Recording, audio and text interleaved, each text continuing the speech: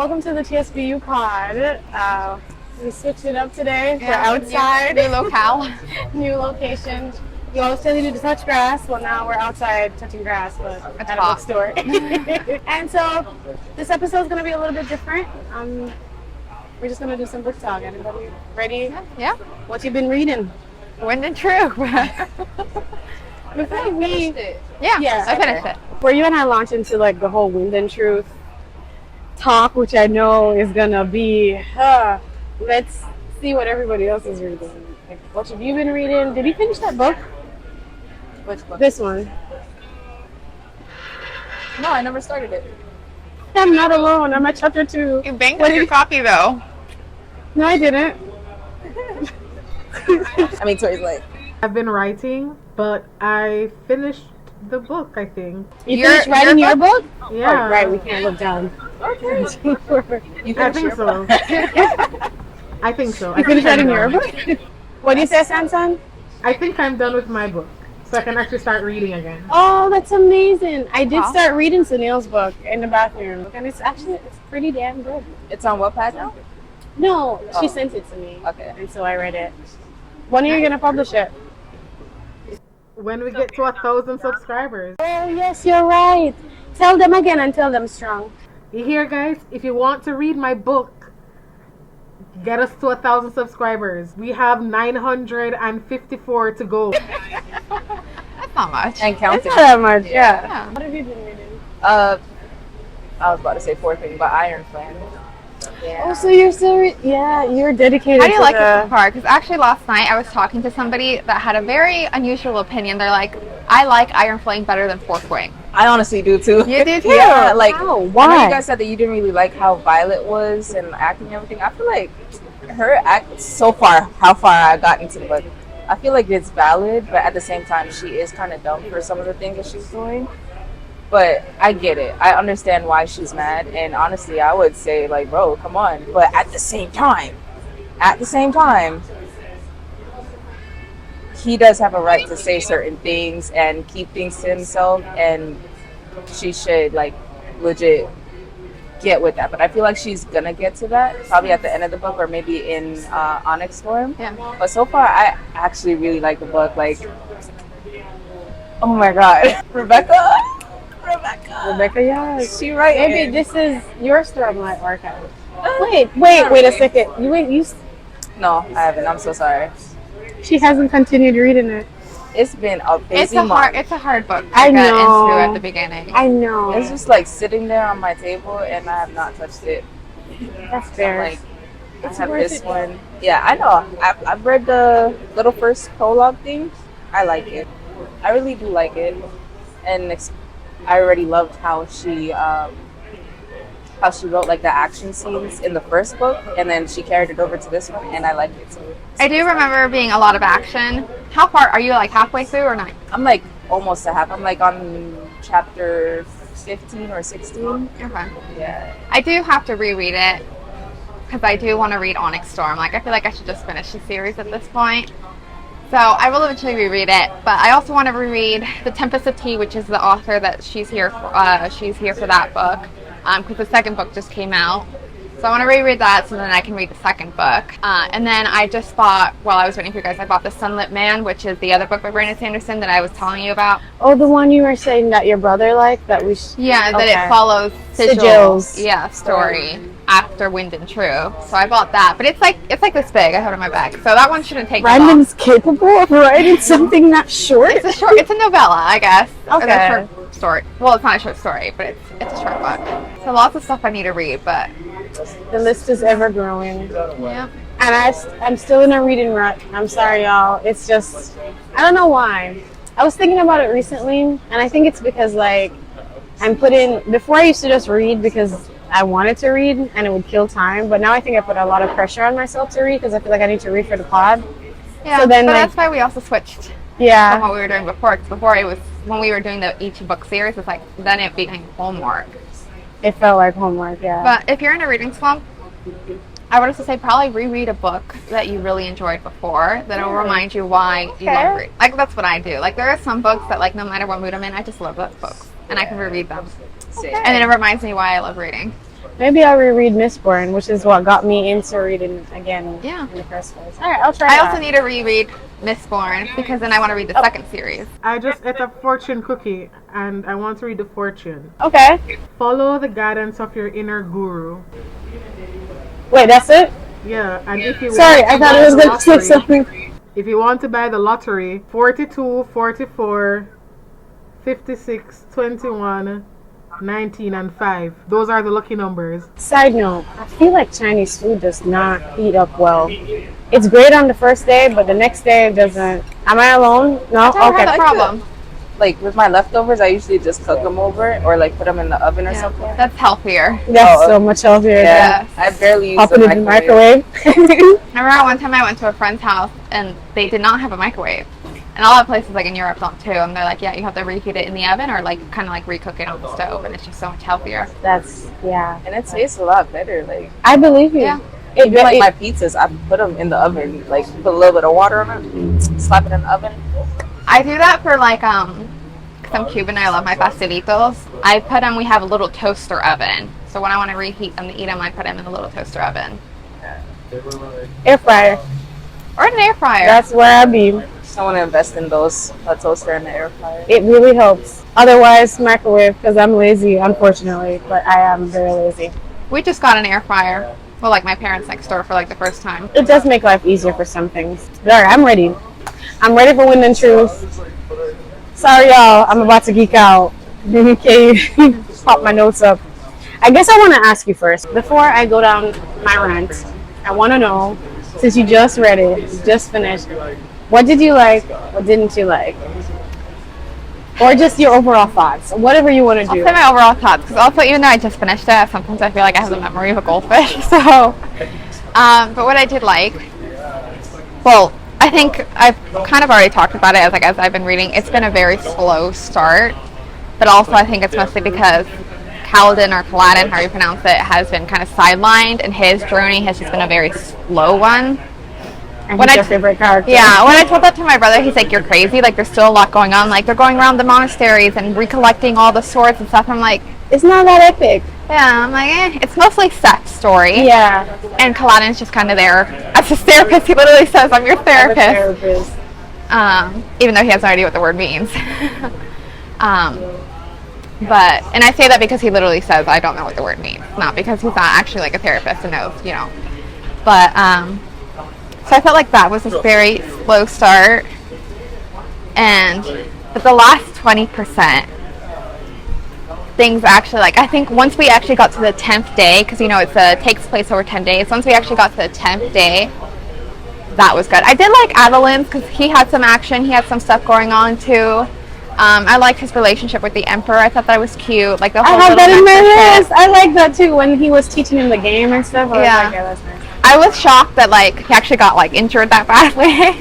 Yeah, that's on my list of Didn't like. didn't like because it felt like I got no resolution for almost any of the storylines. There was definitely. That's why I think sorry, it wasn't with you guys. I messaged my friends who actually they were the ones who originally told me about Brandon Sanderson and the whole Stormlight arc. So I messaged them when I finished it, and I'm like, I finished it, and they're like, oh yeah, the next book's not coming out for 5 years. And then we were debating because apparently Brandon Sanderson said, I don't know if it's true or not, I have to look it up, but the next couple books might not actually follow the same storyline. What? So I was like, that can't be because there's so much that's unresolved. I was like, there's so many questions that I need answers to. Almost every single character has something open-ended. Shallon's stuck in Huge things, yeah. Like Huge. she's stuck in the other world. The other world in Shadesmar. Adeline is still stuck in the Empire. And lost a leg, and now there's no Stormlight, so his foot Can't regenerate. can't be regenerated. Kaladin is now stuck with the heralds doing God's whatever. Yeah. What am I forgetting? Even freaking Odium. Galenor? I need to Galenor's dead. No, not Galenor, Gavinor. Gavinor, what happens to him? Yeah, I didn't even know his story. Yeah, He was stuck in there everything- for 20 years. And then you tell me I gotta wait 5 to 8 years because now I don't even know is it 5 years, 8 years, 10 years. However amount of time that's too damn long. I need answers in 2 years. I think I'm so used to reading. See, now I'm going on a rant. I'm so used to reading his books, and then we get a conclusion, an ending. he tells us, like, he wraps up some and then he leaves some open-ended. In this, nothing was answered. And now I gotta wait 8 years. Sorry. Floor's yours again. I mean, that's pretty much it. I mean, there were definitely points where we were talking about, like, one of the questions of the days one time was, like, what plot twist got you? I don't remember if that was yours or Sunil's question. The plot twist of Gavinor got me. It didn't get me. No. No, I saw it coming. Well, I kind of saw it coming in the sense that, hold on, I actually sent it. I have to look at what I texted. Was it well written? Absolutely. Yeah. But I did see that one coming. Oh, no, I expected what happened to Kaladin. Yeah, I could see that too. That one didn't get me. Well written though. Yeah. Gavinor, the questions I still have with that is that Dalinar asked the Stormfather, did Gavinor get out?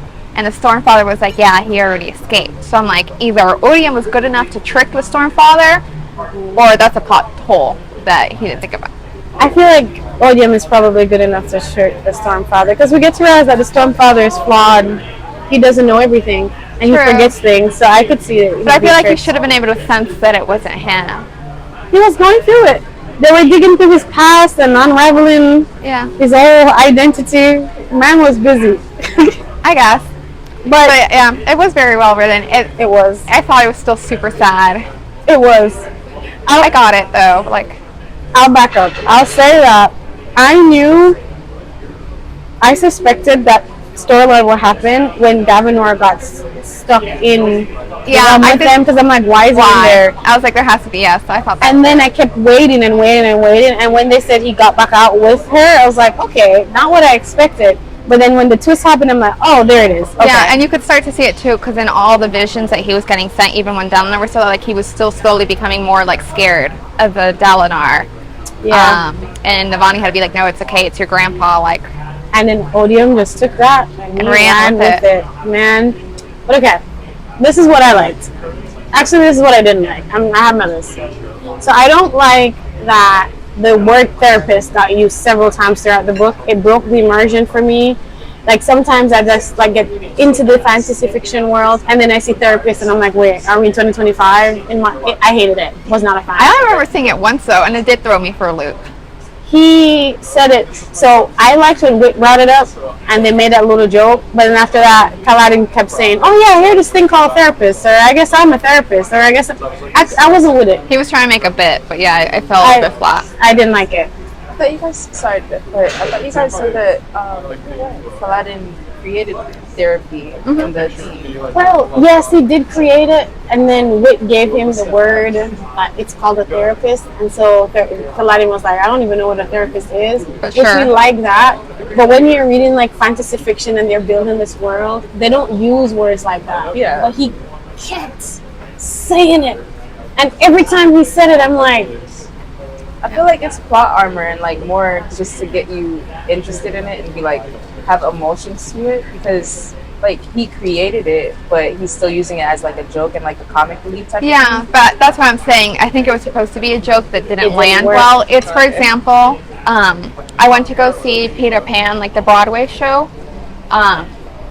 and then I just couldn't get right into it, because obviously, like, in our minds, like, we know the Peter Pan story, and the opening was like, Wendy was like, oh, I'm gonna go on Snapchat. I was like, what do you mean, that's what it means. Snapchat? I was like, what the? I was like, and she's like, yeah, and on my iPad, I was like, like, it's supposed to be like this fantastical, like, story that, like, in my head, I had it a certain way, and then as soon as you bring in, like, real world stuff and, like, Gen Z slang, I was just like, it doesn't belong in the story. Like, automatically, I'm like, so you're telling me we have Snapchat and like a flying kid who never grows up and like fairies and all that stuff? I was like, they don't belong in the same world. Yeah, if his book was a different genre, like a little bit more modern, with that, I could see it. But it's not, girl. They don't have phones, TV, none of that. It's ancient with swords. So how did the other dude know that the word was therapist? Because he can travel between the different dimensions and worlds. So he has been to a world like ours, where it exists. Okay, I have a different opinion. I feel like it would fit still. I probably just have to read it. It depends. Because I feel like it fits. Yeah. We'll agree to disagree, but yeah, didn't like it. The other thing, pacing was too long. I already mentioned I didn't like how open-ended the ending was. I got no resolution At all. Not for nothing. And I love this man, and I love this book. So, and even though I'm bashing it, it's not my favorite out of the series, but his writing is still better than other people's best. So the book is still amazing. It's still so epic. Like It's when I still an finished it, epic I book. was like, wow, why did it take me this long? I'm like, I know why it took me this long, but wow. But when you get to the ending and he like slams you with all of those like surprises and twists, you're like, okay, this was worth all of the other things. Yeah. Okay, so how we wrote the romance between Lane and what's Renarin. I wasn't a fan. It felt like a straight guy trying to write a queer romance thing, and the writing for me was not like it didn't. I wasn't really interested. I need someone for curiosity. I wasn't really interested in that storm. Like I get it, like it was kind of like enemies to lovers in the sense that they come from such different opposed backgrounds, different races. I was just never interested in that storyline. I was like, it was more how it was written for me.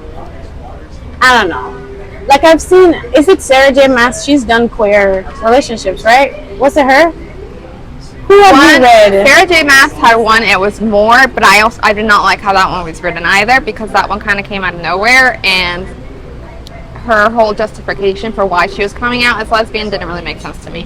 Oh, I don't know. I feel like I was okay with it, but I don't know. Maybe I need to go revisit that. But between the two of those, I didn't like how this one was written. I mean, it makes sense though because Brandon is a straight white man. He's Mormon. So. Yeah. Wait, he's Mormon? Mm-hmm. I didn't know that. I need to step up my superfan game. I didn't know that he was Mormon. The contest of champions was a bit anticlimactic for me, but also I get why he did it.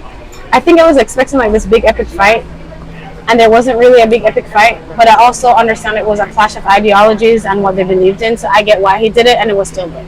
But that one I'm mixed about. I'm mixed about it too. I honestly didn't expect a big fight. I kind of felt like from the beginning he never was going to do that. Fair. But yeah, I kind of felt like it was a little anticlimactic, and I was like, okay, of course he chose a champion that the other one doesn't want to kill, and so they were going to... I mean, I kind of was when I was like, where is he going to go with this? And then, like, he just... I will say what Dalinar did surprise me. Kill it, sacrificing himself? I was about to say, he self-deleted himself. He took himself out of the narrative? Yeah, quite literally. Yeah, quite literally. So that one did surprise me, especially because it was this whole build-up of him wanting to be a Radiant, swearing the ideals. He finally got Anna to trust him. I'm not going to break my vows. I'm not going to break my vows. And then, bam, like literally not even a second after he said the vows, he broke them. He broke them. That's funny. That's usually how a lot of the tropes like that end up going. Like when they say that I'm not going to do it, even in real life, like when you say you're not going to do something, you end up doing it. You end up doing it. Like it's because like you kind of call it in a lot more and yeah. Well, this one surprised me because he generally would not have. Like, he had every intention of keeping them, but in the storyline, breaking his vow was actually the only way to save the rest of the world. And by breaking the vows, it killed, like, he committed suicide, basically. It killed him, but it was the only way. It was the only way. And that's one of the things I actually liked. I'll skip to what I liked. I did like that because it forces the rest of the realm to come together to try to save everybody, which I like that. And then also it now puts like this interesting twist on the villain Odium. Like, how is he gonna like operate with the rules that Honor is bound by that he now has? And I really want to see that play out. I'm not willing to wait 8 years for that. I need that to be like in 2 years. I can do 2. I can do 2 years. Hear me like I wrote the book. This man must have a burnout. I was just about to say you should write the book and like ask your theories when it comes out. He probably sue me. I wouldn't blame him either. It's his book. But it's your perspective. Right? Fair.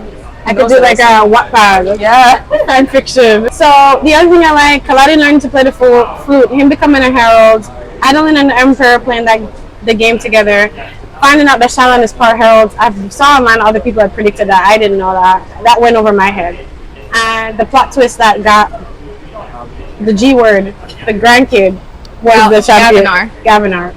And then the one other thing I didn't like was sometimes he used YA language, like kind of like, I can't think of an example right now, but it took me out of it because I'm not used to Brandon Sanderson writing that way, so it took me off guard. I don't think I really noticed. I'm not. I also saw other people online saying it, so I know I'm not crazy, but I can't give an example. That was it. Otherwise, still love the book, still love the man as a writer. He's amazing.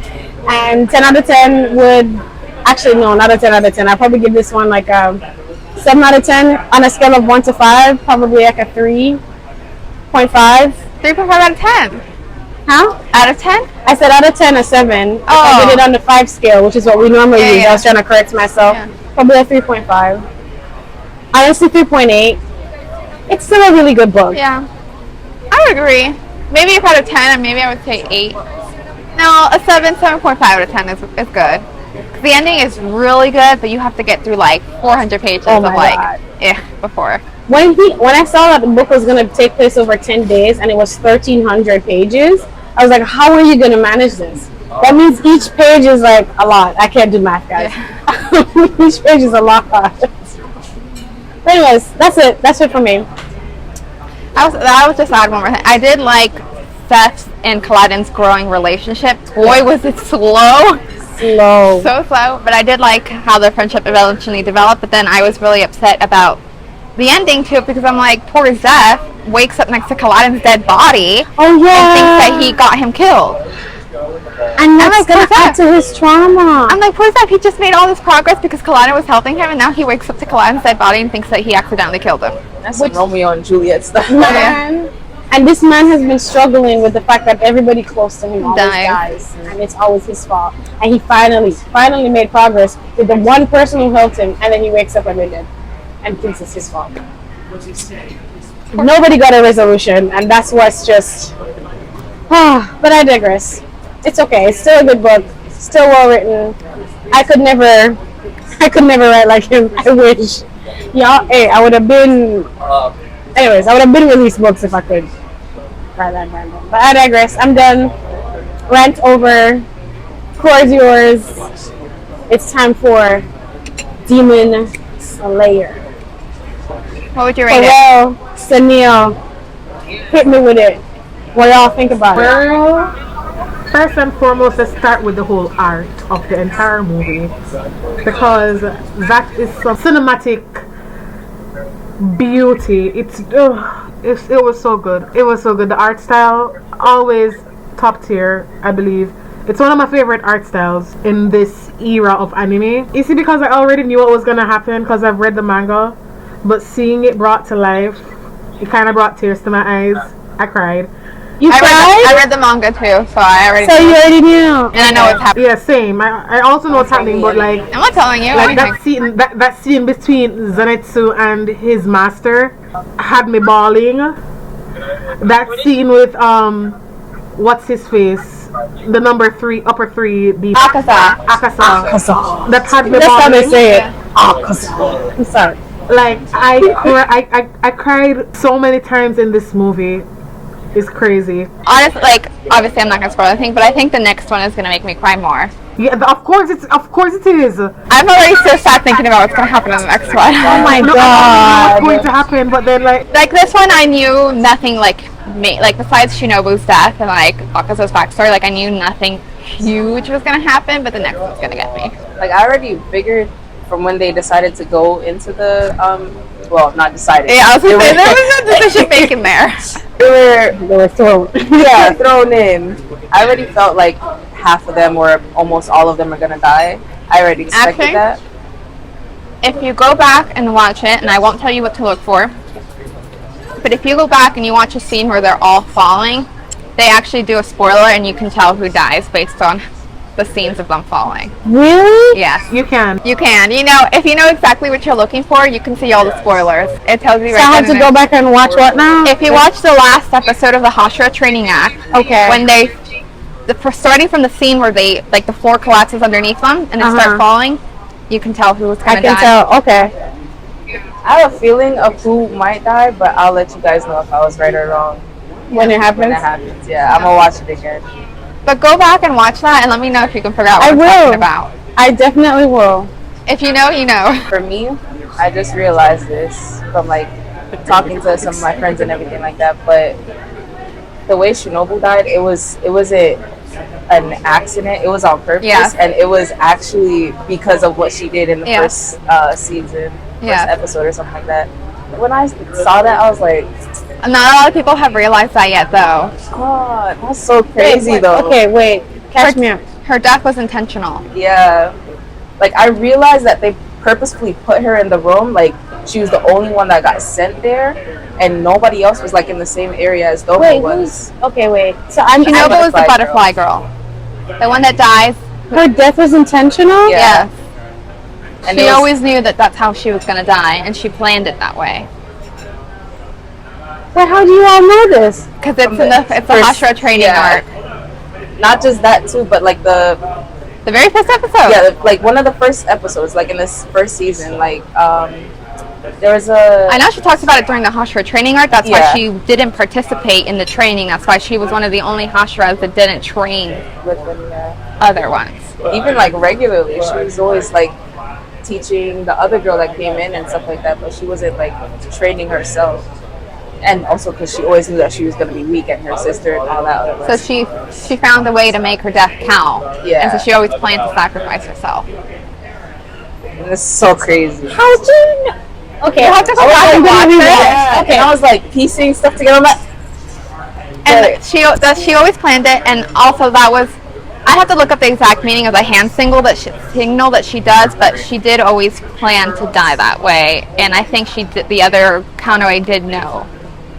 Say less. Rewatching noted because I'm trying to figure out how y'all pieced that. That missed me. Okay. I won't tell you why, but I Don't mean, tell you me should why. be able to piece it together. Okay, Like after yeah. you watch it. Okay. I'll rewatch it. It'll make sense.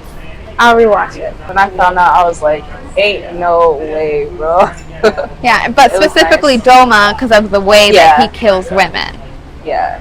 Okay. Part of the reason that she alone went to Doma's palace is because she always planned to sacrifice herself, but she specifically chose Doma because of the way that he killed people. Like if she had chosen any other upper moon, her death wouldn't have mattered. It wouldn't have made a difference. Yeah. It had to be Doma. Okay. Now you're giving me ideas. Okay. Okay. All right. I'm gonna rewatch it. I'm intrigued. I want to hear. Yeah. I'm intrigued. I'll tell y'all if my theory in my brain is right. It's a very vague, muddy If you have a theory, I kind of want to hear it now, though. Yeah. because he absorbs them. Yeah. Yeah. So she's gonna do something while she's in there. I don't know what it is, but Well, I mean, why like, it had to be him. she's dead, so it's not like she can kill him from the But yes, that is why. Okay. You got it. Come on, you're so close. No, just spoil it. Just tell me. Tell us all. She poisoned herself so that when he absorbed her, he was absorbing the poison. So now the poison is in him. Now he's weak, so the next person can come and kill him. She So had she been does do something inside. yes, but she's been slowly poisoning herself throughout the course of everything. That's why she wasn't training like you were saying and doing all that. Yeah, She was always working with the other lady On her to, like, poisons. Yeah, and I feel like the lady has that same thing. Like she's probably poisoned herself too. Konoe? Yeah, but I don't think she did because she was waiting for somebody to save her. Yeah. So- I won't say anything further, but Okay. really. The other part is how she was also like toying with the other demons when she used to kill them. Like she had the facts spider- on her, yeah. She had a lot of stuff. So the way that Doma was playing with her was kind of like a revenge plot to get back at like her killing the other demons too. So it's like, okay. But I definitely missed that when I was watching it, and I was like, dang, I thought she actually killed him. And then when he like came back from all that poison, I was like, damn, and then she died. I was like, holy shit, I didn't think about her death actually meaning anything that she planned. So that's a pretty good storyline. No, that's super good. like the writers, There's still another. We have gotten already some of Domo's backstory, but now there's like another little twist that's going to happen that concerning Doma's backstory and somebody else's backstory that actually intertwines. That you'll find out in the next one. I will be watching. Maybe I'll just read a manga. I've never read a manga before. Maybe this is the day I'll start. Yeah. That'd be interesting. Now I want to spoil it for myself. Oh my god. It's. I would say like. I mean, I couldn't wait after the Hashira training arc. Like I had to read it. I just started from after the went from when they got into the Infinity Castle to find out what happened. And it was a ride, but at the same time, I'm kind of like, maybe you shouldn't. So, like, you can see it on the screen for the first time. It's going to shock you. Alright, okay. Like, that's actually how I am. Like, I like to watch the movies and the shows and stuff like that, and then read the book if there's a book behind it. So, like, after everything's out, I'll read it. Like, I've done both, and I wouldn't really say one is better. Like, sometimes, like, I've read it first and I'm still like super hyped to see it on the screen, and then sometimes like I don't want to read anything so I can experience it for the first time, like watching something, and then I'll go back and read it. I'm gonna spoil it. You for want myself. to? Okay, once you do, let me know. I want to talk to you about it. Wait a second. I have to run it by Jane. Because exactly. Generald.